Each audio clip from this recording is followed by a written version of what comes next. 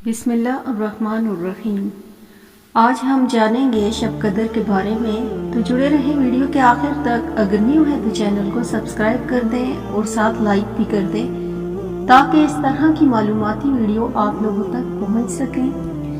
لیلۃ القدر یا شب قدر اسلامی مہینے رمضان کے آخری عشرے کے طاق راتوں 21ویں، 23ویں، 25ویں، 27ویں اور 29ویں میں ایک رات، جس کے بارے میں قرآن کریم میں سورہ قدر کے نام سے ایک سورت بھی نازل ہوئی ہے۔ اس رات میں عبادت کرنے کی بہت فضیلت اور تاکید آئی ہے۔ قرآن مجید میں اس رات کی عبادت کو 1000 مہینوں سے بہتر قرار دیا۔ اس حساب سے اس رات کی عبادت 83 سال اور 4 مہینے بنتی ہے۔ رسول اللہ صلی اللہ علیہ وآلہ وسلم نے فرمایا کہ بنی اسرائیل میں ایک شخص تھا جس نے 1000 مہینے تک اللہ کے راستے میں جہاد کیا۔ صحابہ کو رشک آیا تو اللہ نے اس کے بدلے میں یہ رات عطا فرمائی۔ بعض روایت میں ہے کہ آپ صلی اللہ علیہ وآلہ وسلم نے پہلی امتوں کی عمروں کو دیکھا بہت زیادہ ہوئی، اور آپ صلی اللہ علیہ وآلہ وسلم کی امت کی عمریں کم ہیں۔ اگر وہ نیک اعمال میں ان کی برابری کرنا چاہے تو ناممکن ہے، تو اس پر پیغمبر صلی اللہ علیہ وآلہ وسلم کو رنج ہوا، تو اللہ نے اس کے بدلے میں یہ رات عطا فرمائی۔ لیلۃ القدر کا معنی قدر اور تعظیم والی رات ہے، یعنی ان خصوصیات اور فضیلتوں کی بنا پر یہ قدر والی رات ہے، یا پھر یہ معنی ہے کہ جو بھی اس رات بیدار ہو کر عبادت کرے وہ قدر و شان والا ہوگا۔ اس رات کو شرف حاصل ہوا ہے کیونکہ اس میں نزول قرآن ہوا ہے۔ قرآن مجید کی کتابوں میں عظمت و شرف والی کتاب ہے، اور نبی کریم صلی اللہ علیہ وآلہ وسلم پر یہ کتاب نازل ہوئی۔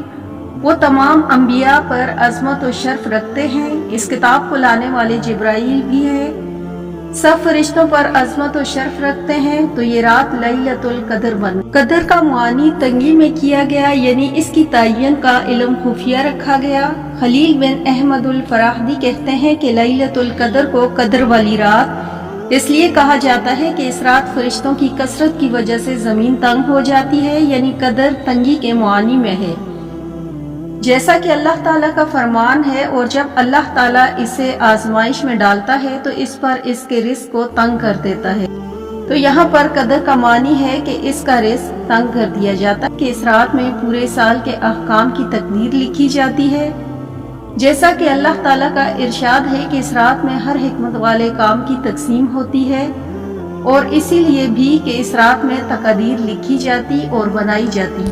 ابن عباس رضی اللہ تعالیٰ عنہ سے مروی ہے کہ رسول اللہ صلی اللہ علیہ وآلہ وسلم نے فرمایا کہ اس رمضان کی آخری 10 راتوں میں تلاش کرو، جب مہینہ ختم ہونے میں 9 دن باقی ہوں، یا 7 دن یا 5 دن باقی ہوں۔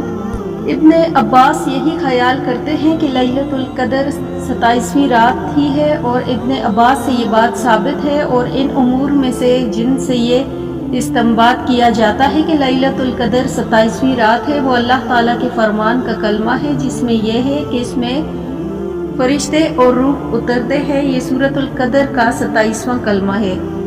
بعض علماء اکرام نے اسے راجعہ قرار دیا کہ شب قدر ہر سال ہی کسی ایک معین رات میں نہیں ہوتی بلکہ منتقل ہوتی رہتی ہے۔ یہ درست معلوم نہیں کہ شب قدر کون سی رات ہے۔ اہل تشیع کے مطابق یہ 19ویں، 21ویں یا 23ویں رات ہے، اور 27ویں رات اور 15 شعبان کی رات کے بارے میں بھی شب قدر ہونے کا احتمال دیا جاتا ہے۔ اہل سنت رمضان کی 27ویں رات، جبکہ اہل تشیع رمضان کی 23ویں رات پر زیادہ زور دیتے۔ اب اگر ہم اس کی علامات کی بات کریں تو شب قدر پہچاننے کی علامات اور نشانیاں یہ 3 احادیث صحیح سے ہیں۔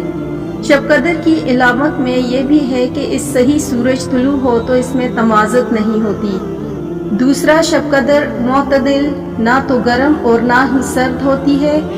اس دن صبح سورج کمزور اور سرخ طلوع ہوتا ہے، یعنی تمازت نہیں ہوتی۔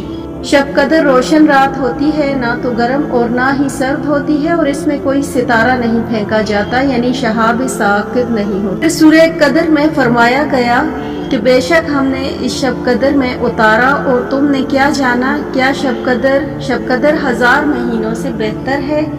اس رات میں فرشتے اور جبرائیل علیہ السلام اترتے ہیں اور رب کے حکم سے ہر کام کے لیے وہ سلامتی صبح چمکنے تک